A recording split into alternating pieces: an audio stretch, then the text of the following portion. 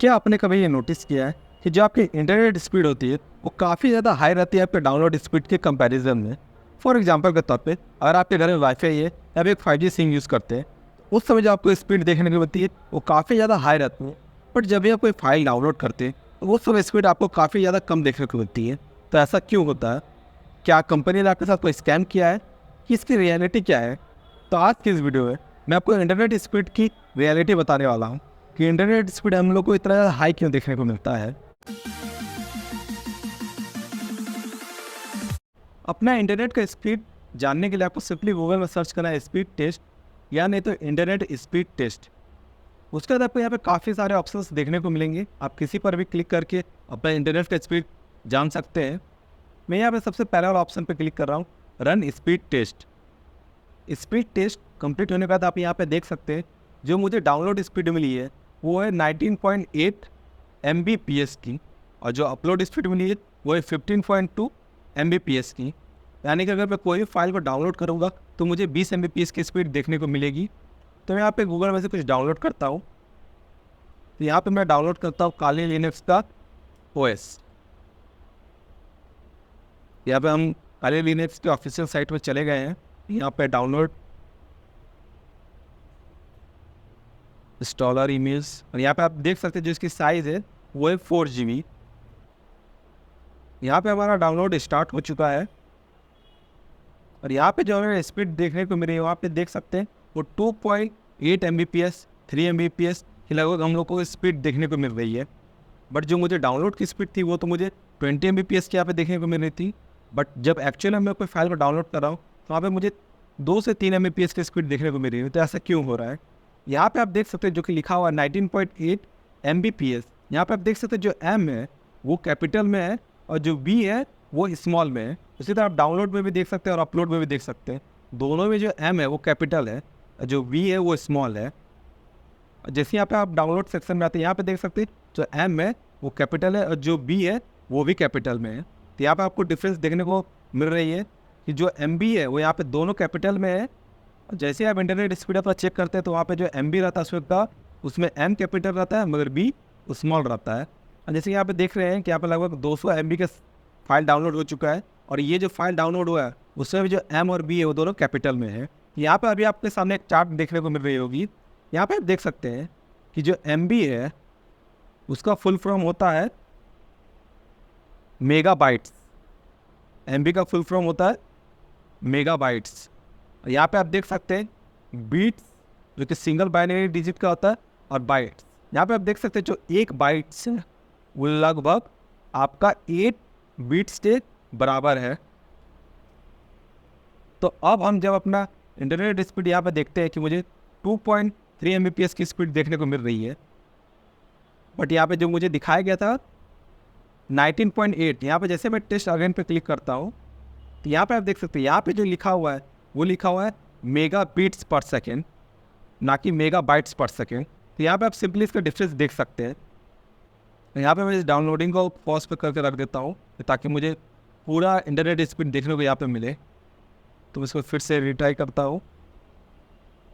यहाँ पे देख सकते हैं फिर से मुझे लगभग 15-20 Mbps की स्पीड यहाँ पे मुझे देखने को मिल रही है। तो अगर आप यहाँ पे कैलकुलेटर पर कैलकुलेट करेंगे यहाँ पे आप देख सकते हैं कि जो 15.3 Mbps की यहाँ पे मुझे जो स्पीड देखने को मिल रही है उसको अगर आप 8 से डिवाइड करते हैं, डिवाइड बाई 8, तो यहाँ पे लगभग ये 2 MB यहाँ पे शो कर रहा है।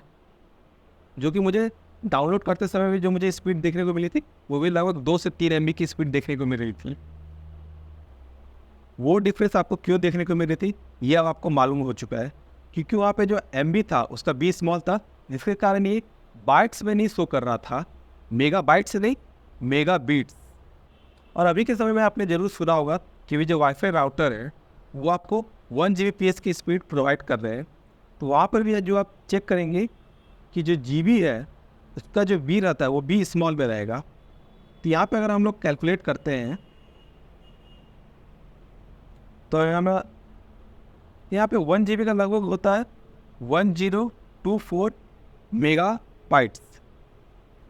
हम लोग इसको भी 1024 इसको अगर हम लोग डिवाइड करते हैं 8 से तो आपको लगभग 128 Mbps की स्पीड यहाँ पे आपको देखने को मिलेगी। और यहाँ पे जो M और B रहेगा दोनों कैपिटल रहेगा। यानी कि इस समय अगर आप कोई फाइल डाउनलोड करते हैं और जो भी आपका वाईफाई राउटर है उसने कहा है कि आपको 1 GB की स्पीड देखने को मिलेगी, उस समय जो आपको एक्चुअल में डाउनलोड करते समय जो स्पीड देखने को मिलेगी वो मिलेगी 128 MB की। तो अगर आपको ऐसा लगता था कि आपने एक वाईफाई परचेज़ किया है और आपने कनेक्शन लगा दिया है और उसका स्पीड है 1 Gbps की, तो जब भी आप फाइल डाउनलोड करेंगे तो आपको वहाँ पे एक्चुअल 128 MB की स्पीड आपको एक्चुअल में देखने को मिलेगी। यानी कि अगर आपको ऐसा लगता था कि मैंने ये प्लान को परचेज़ किया है, अब मैं कोई भी 1 GB की फ़ाइल सिर्फ 1 सेकंड में डाउनलोड कर लूँगा, तो ऐसा नहीं है। आपको वो 1 GB की फ़ाइल को डाउनलोड करने के लिए आपको लगभग 8 सेकंड लगेंगे। जैसे कि आप यहाँ पे देख सकते हैं कि आपको जो एक्चुअल स्पीड मेरी है वो है 128 Mbps की। यानी कि जैसे आप इसको 8 से अगर मल्टीप्लाई करते हैं तो यहाँ पे जो रिजल्ट आता है वो आता है 1024 MB, जो कि होता है लगभग 1 GB के बराबर। तो इससे आपको मालूम चल गया होगा कि जब भी आप वाईफाई अपने घर में लगाते हैं उस समय जो भी आपको इंटरनेट स्पीड प्रॉमिस किया जाता है वो मेगा बाइट्स में नहीं मेगा बीट्स से आपको बताई जाती है। फॉर एग्जांपल के तौर पे अगर आपको 30 Mbps, 100 Mbps या 150 Mbps की स्पीड मिलती है, उस केस में अगर आपको 30 Mbps की स्पीड देखने को मिल रही है तो आपको लग रहा होगा कि 1 सेकंड में मेरा 30 MB का कोई फाइल डाउनलोड हो जाएगा। तो इन रियलिटी में आपको वो हर सेकंड सिर्फ 3.75 MB की स्पीड आपको प्रोवाइड कर रहे हैं। बट क्योंकि काफ़ी समय से इसी तरह का ये प्रोसेस चलते हुए आ रहा है कि जो इंटरनेट की स्पीड है वो मेगा बाइट्स में नहीं मेगा बीट्स में बताई जाती है, तो इसीलिए जब भी आप यूट्यूब में या कहीं पर भी देखते हैं जो भी आपको इंटरनेट स्पीड दिखाई जाती है वो इतनी ज़्यादा हाई क्यों रहती है, क्यों उसमें 300 Mbps, 200 Mbps, 1 Gbps की स्पीड वहाँ पे कैसे शो कर रही है, इतना आखिर इंटरनेट स्पीड हाई कैसे है। अब आपको इसके पीछे की रियलिटी मालूम चल गई है। तो इस वीडियो में इतना ही। अगर आपको ये वीडियो पसंद आता है तो इस वीडियो को लाइक करें। इसी तरह के और वीडियो देखने के लिए चैनल को सब्सक्राइब करें।